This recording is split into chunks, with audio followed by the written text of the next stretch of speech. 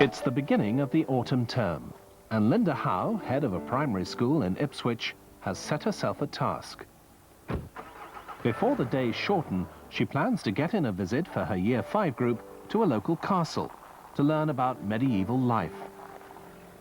She wants to use role play, but this morning, on the way to school, she knows that perhaps she's yet to convince her staff. I don't think anybody's reluctant. I think it's more concerns about some of the types of activities than actually about doing it. I think everybody's quite enthusiastic, and I think everybody can see that the children are going to get a lot from it. And teachers are always gullible when it comes to that. Linda believes that for the children in her school, a site visit could really open up medieval history, provided she combines it with classroom work and the techniques of active learning.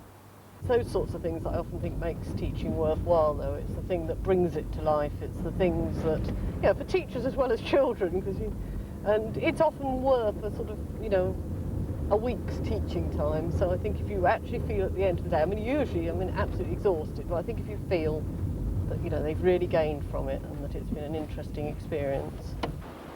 Today, the school will see the end of their wait to get started. They're already quite excited about the prospect of going, so consequently, a sleepless night the night before and then the excitement. Usually, the sort of natural adrenaline carries them through the day and then they just flop on the coach coming home. But for Linda Howe and her teaching team, the role play in this project won't involve dressing up in period costumes or having to learn lines. Good day today? Yeah. The children that took part were of mixed ability and were divided into 5 working groups with different teachers. Deputy Head Chris Fryer believes projects like this are important. It's just not something that they can learn from books, is it? What better way of teaching the skills of history than actually going and using sites, using artefacts, evidence? And certainly for our children, it's not something they would do with their parents. The group that worked with Jenny Bones were used to researching history with multimedia technology and learning about the past using different techniques. But for Jenny, this would be the first time she taught history through drama and role play. Stuart Buffton, a supply teacher, volunteered his enthusiasm and local knowledge to help the children get a better grasp of the differences between life today and 800 years ago. I think they struggle to understand a world without electricity and without television and without newspapers and without comics and without central heating and without freezers and tin food and everything else. The role play in this project would develop from children's instinctive ability to invent character and allow them to imagine a previous world. A concept important to the 5th teacher in the team, Michelle Price. Well, I feel strongly that facts and dates are to be forgotten. And you just need to have a basic knowledge of a period. But it wasn't just history teaching, though. No. We got so much more out of it, language work, group work. History was only one of the things, really.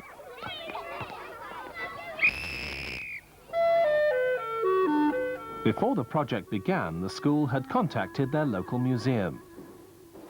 The school's liaison officer was able to help by lending a collection of medieval objects which revealed clues about domestic life in the 12th century. He was also able to hand on his experience of how children can get the feel of the place from a site visit.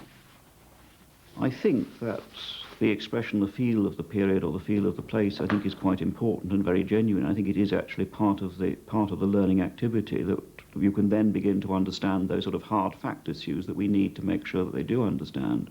But to get some sympathy for the place is important. All the teachers had ideas about how the children could identify with the period. But now, some decisions were needed. I think we're starting to get some sort of picture of what we're doing, so starting to get ideas in our minds at least. It's just a case of bringing them together now. Right, I'm going to be down in the teacher's resource room if you need me at all. I can be interrupted if need be. Okay. Right, cheers. The plan was to choose a date in the 12th century when the castle was threatened with attack and to explore the lives and attitudes of the people who lived in and around the castle at the time. Each teacher was to decide a role for themselves and to build the identity of their group.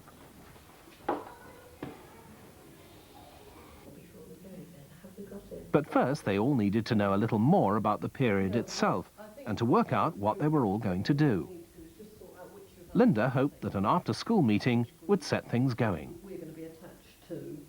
I think all we can do is try and get across this idea that it was a long time ago, and it's just a length of time that we need to get across. I think we can get together precise, expect them to appreciate precise numbers, but just the idea of how different it was. So you have What concerned everybody was how they could use simple role-play techniques to prepare for the visit to the castle. Sandra Weir, an advisory drama teacher, joined the meeting. And perhaps one could refer back to the fact that this country has been riven by battles and wars for years and years now, and that the ordinary people must be pretty fed up with it by now. So anybody who comes in... That meeting started to crystallise our ideas, to start to say, well, what are we actually wanting from this? What activities we're actually going to put in. And then, of course, having both Sandra and John there was invaluable, because I think we were all at that almost at the cold feet stage, where we started to sort of think, ooh, we don't know enough about this subject. And whereas we've got people like Stuart, you know, who's very enthusiastic, we actually felt we needed the real strong input of facts, and then Sandra's input to actually say, well, these are the sort of drama things you could do. How much is going to be sort of... John felt that each teacher should do some research independently, but then share their findings. Oh, I think the sharing of it is very important, because there's a lot to find out at the best of times, and if the folks are working in a team, then they might as well work as a team at finding out the information and share it, but they do need to individually concentrate on the bit they specially want to get right, and I think that then to share that between them is the best way to do the team job. And I would suggest we perhaps give them a sub-task as well, so that if the main task starts to sort of flag a bit, we've got something to re-gender some enthusiasm. Michelle Price's group, the castle's engineers, were introduced to the idea of their teacher playing a role. When I hold up my ruler, I'm pretending to be that person, and when I put it down, I'm back to being Miss Price, okay? Now you're going to find out who I am by asking me questions. You're going to find out what I do, where I live, and the sorts of things I like doing, what my life is like. Using the drama technique of hot seating, she encouraged the children to question her, and so build up their own picture of life in the medieval community. Okay, Kerry? How old are you? 40. Aaron? Who is your favourite servant? My favourite servant is... The role play beforehand was a very good idea, because then the children know exactly who they are and what they're doing. And they've really thought about it, particularly when they were in the pairs and they were asking each other questions. It was just as important as when they asked us questions. You're going to do a bit of role play where you pretend to be someone. Once the class understood the hot seating technique, Michelle extended it, arranging the children in pairs, giving out simple role cards and asking them to question each other and develop their identities. I have one brother. Yeah? How many children have you got? Stuart, getting to grips with his character as the constable in charge of the castle, had borrowed some replica arrows and a suit of chain mail. But what sort of objects are helpful? Well, almost anything that's genuine to the period is useful, because I think it helps to get a feel of the real thing, and I think that you can find some metalwork of the period and fittings of clothing and things like this, and ornament can come in quite usefully. And on the reconstruction side, rather than likely to getting genuine ones, obviously things like weapons and chain mail, if you can get a good, accurate replica, and some people do them, it can be well worth finding. I think they were very surprised by how pliable the chain mail was and how easily it moved under the hand without the links knotting up. I think they were also surprised at the great variety of arrowheads that were used for different purposes. Linda, putting together her group of marshals, a military intelligence of fighters, sentries, spies and messengers to support the constable, was also trying out a bit of hot seating. How old am I? Well, I'm 26. I'm getting on a bit. How many cards have you got?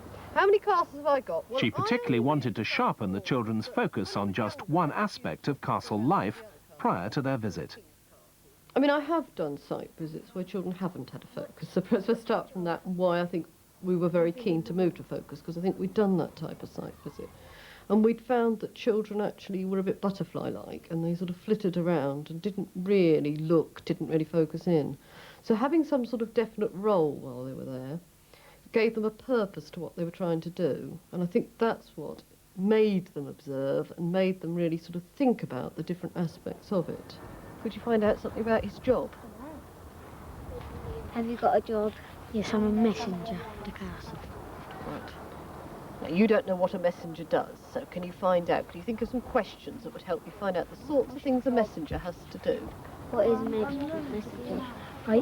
If there's a battle, I take them to different castles to get more ammunition or help. How many castles have you got? Chris Fryer, assembling a group of tenants and workers who lived outside the castle, used reference books as her starting point.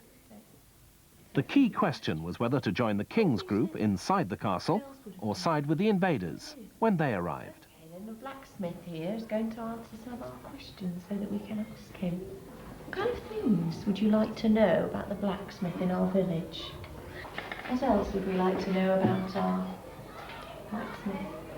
If you would trade some weapons for more metal.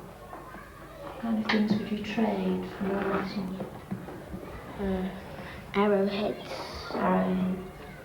And the hope here is... The early stages of preparation have gone well, but the teachers are concerned about some of the drama work. 2 weeks before the castle visit, Linda arranges a second meeting with Sandra Weir to talk through any difficulties, especially questions about historical accuracy. Is it feasible to stretch the truth and make up some feasible names? Henry's children's name. Henry's children's, yeah. You mean the one he owned up to? Yes, those that he owned up I mean, to. like, for example, his wife was called Eleanor, so... Right. Getting an advisor's opinion and agreeing a few general points can give the role play a new impetus. Rather than reject the question. Well, that was much more a meeting that deliberately arose out of people's anxieties, because I think people had anxieties about how they were going to tackle the drama.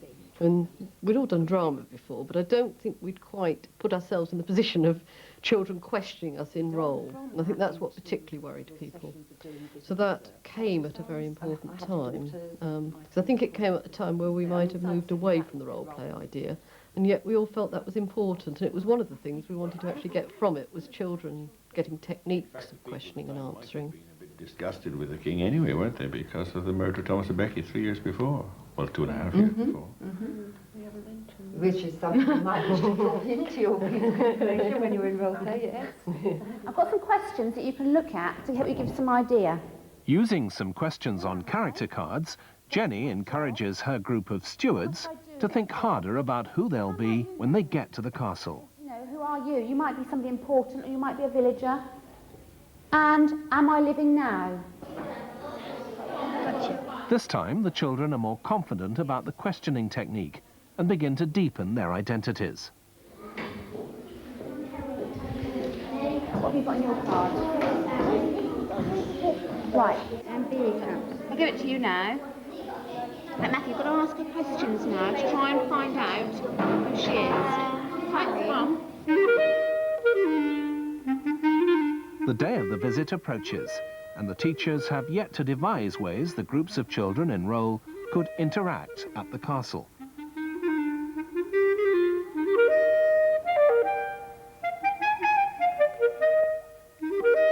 Linda decides that to help identify who belongs to each group, and also to spot intruders, the children should wear coloured armbands. And then, if they do come to visit another group, we'll immediately know who they're from. Might be able to not. It depends how big the coats are. All right, that's right. You must be short of one. Yeah, right. At the site, the children will be imagining that the year is 1173 and that the castle is on a war footing. Oh, she's still here. Right. Some will be loyal to the king, whose castle it is, but for others, loyalty will be divided. ribbons. I'm afraid your group's white, because your spies are going to come into your group, come and go. Yeah. Okay. So then we'll know which group they belong to if they come visiting. So were there any anxieties about the next day's visit? I think the children are getting into the swing of how things are going now. I think they're beginning to. Quite keen. Actually, yeah, that's right. But their questions have got better, so they're obviously more in tune with what life was like at those times. I mean, the group I had were quite good actually, because they said, you know, farming would have been hard because they didn't have tractors, and yeah, we haven't actually beginning to explain themselves. And, yeah. We actually haven't had too much of the tractors, and I didn't have any machine guns. I was quite impressed. We stuck to swords. They've got this thing about silver armour from somewhere. I suppose it's silver coloured, but the fact that if you walked around in silver armour, you'd be sort of like this. I thought, no, where's it come from? Do you want some rubbish? In the corridor. Got a bin.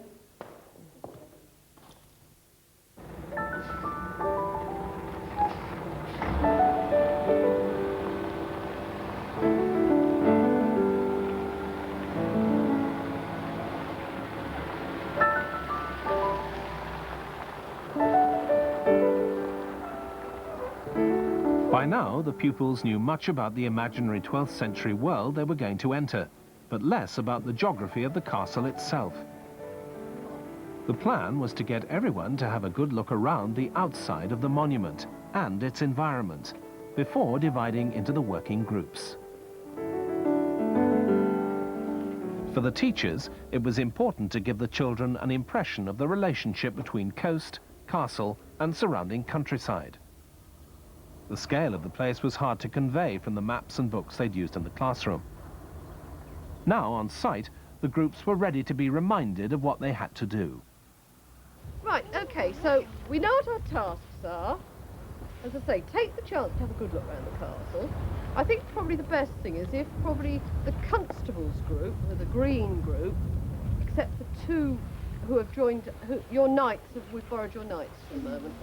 But the green group, apart from the knights, are going to go with Mr. Bufton up to the upper hall and get themselves sorted out up there. Once Linda felt that everyone was sure of their role and knew where to go, the group set off to begin work. Is Rome's group, so the servants group. You're also going to go up to the upper hall. For the constable, his clerks and stewards, theirs would be a privileged world at the heart of power. Charged with responsibility for defending his king's castle and alarmed at the state of unreadiness, Stuart began to develop his character, drawing his group steadily into role. Stuart will be supervising you in various duties. Duties about the castle. You, I require the servants of this castle. You will be thorough Englishmen and loyal. When they fire like a castle and it bounces back off. Yes, yeah. Do you think it would have the same force as it came back? No, but stop it and then... Outside, the marshals put the military knowledge they'd gained to good use. Yeah. Do you think the castle walls are strong enough against arrows? Yeah. I mean, should we go and have a close look and feel at one of the castle walls and see if we think it's strong enough? What we think would happen if an arrow hit it? But would it go right through into the castle, do you think? Because the walls are too thick. The walls are too thick. Well, that's something we perhaps look at. Shall we see? Can you feel like someone came out? If they fired her out and killed, and they could just get their outfit and come in pretending they're one of... Oh, so we wouldn't know if they were one of ours or one of theirs? Yeah. The problem was deciding how to organise the defenders. Right, okay. So, right at the top, he can see a long way. Is there any other reason why we might want lookouts in other places? They could be like if there's horses trying... From several of the children came the idea of infiltrating any attacking force in disguise, so that they could gather military intelligence. Get their uniform, what they've got, and have spies that look like them and spy on them and their crew. So you didn't have to go down first, you just walk in. Oh, right, so it'd be easier for them to tunnel through from where they didn't have to dig down a long way, so they'd come through our hills, right. So what, anything we could do to stop them doing that? For Linda and her team, the real opportunity of their visit was to explore the life of the castle at a particular moment in history, as well as to understand the building's function and its layout. I mean, we were looking They more really at the got period into than the their castle, roles. weren't we, really? I mean, we could have looked at the castle, but then it would only been about the bricks and mortar of the castle, whereas this took us into the life inside the castle. Although they Much also more. loved the castle. Yeah, they did, They actually, thought yeah. that was wonderful, especially the toilet. Yeah. Working their way through the upper stories, Michelle's group of engineers and builders were surveying the condition of the stonework. Go and have a look and see how wide it is. How wide is it? Are all the walls in this castle that strong, do you think? Yeah. No? Yeah. There's a bit of wall over there that's not very strong. Oh, that bit there that's broken. Well, I think that's one of the things we need to mend, isn't it? And this bit needs mending. They'll stay longer. When we build this time, yes, because we'll build it better, won't we? And it won't get knocked down again, will it? Yes. So we need to mend that bit of wall, yes. Who's my miner? But how would they find and transport enough stone for essential repairs? About a month. What about if you Bygods men come before that? We'll get killed. We will. So what do we need? We're very good. We need more miners. We can get some villagers. Or some villagers. Yes, we could do, couldn't we? Some villagers Children. and some prisoners. The children, they'll be good, won't they? They can carry rocks and dig them up. Very good, good thinking.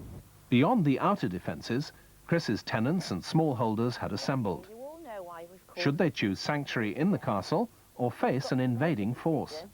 Do we want to stay outside of the castle and to fight with Hugh Bygod?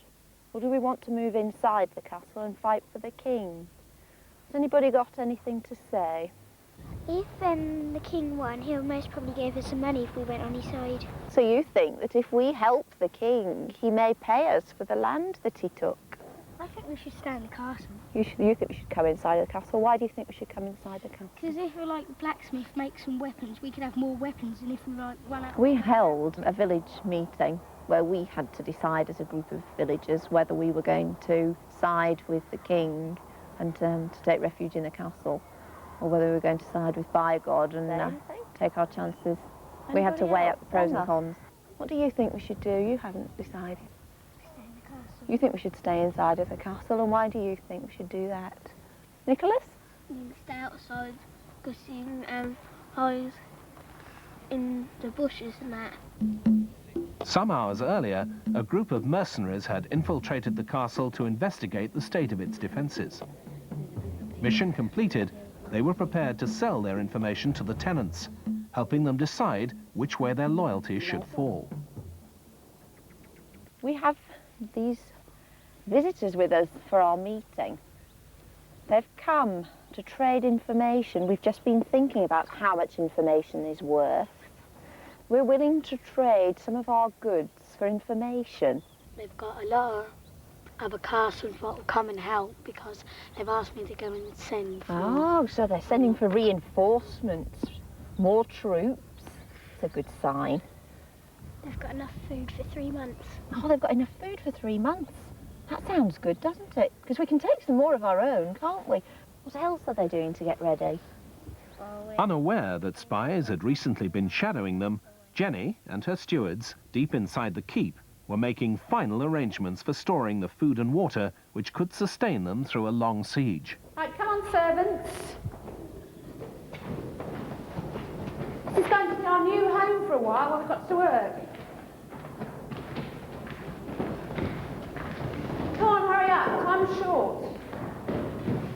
Through their role play, Jenny helped the children to discover how this secure space would have been used to stock provisions and provide a final key element in the castle's defence. Okay, this is for emergencies only. Who's going to be the people who are going to be in charge of collecting the water?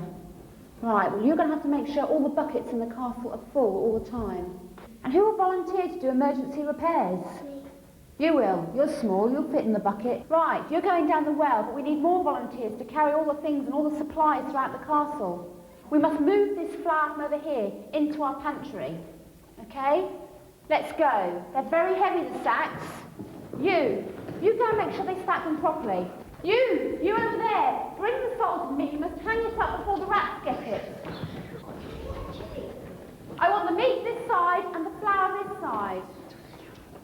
You, and you, could you move those things you put on the wrong side, please? The rest of you bring them all flour. So, for the teachers, had role play, shorn of costumes and props, helped children to understand life in a castle 800 years ago. People think that you have to dress up, you have to rehearse, you have to learn lines. I mean, it isn't about that at all. You can teach history as a dry subject, completely dry, but if you can make it live, you'll find children will be far more interested in it, and what's more, will continue their history long after they've left school. You can get more involved, I think. Without the clothes, you can get more involved in what you're doing. With the clothes, you tend to think about what you're wearing and who you are, rather than what you're doing. I think if you put the background information into the child from a book, and by teaching, and then you take them to experience it, you fill in the missing link, and that's the important thing. I mean, I'd say don't be afraid of doing it, because you can't really do anything wrong. I mean, they learnt so much from it. Even with our limited knowledge, they managed to get a lot out of it. So even having a little bit of knowledge and going along and doing something is quite worthwhile. The main thing is to have a try to keep things fairly simple. I mean, we were elaborate at one time, and then we simplified things as we went along and decided that what was achievable. And, you know, go for something that's fairly basic, fairly achievable, and something probably that is easy to find information out on. It may seldom be possible to find a monument which is preserved in such detail that a picture of the past leaps from the old stones. But Linda knew that her school's role-play project had brought a place and a moment of 12th century history to life in the children's imagination and given them a context to explore the medieval world.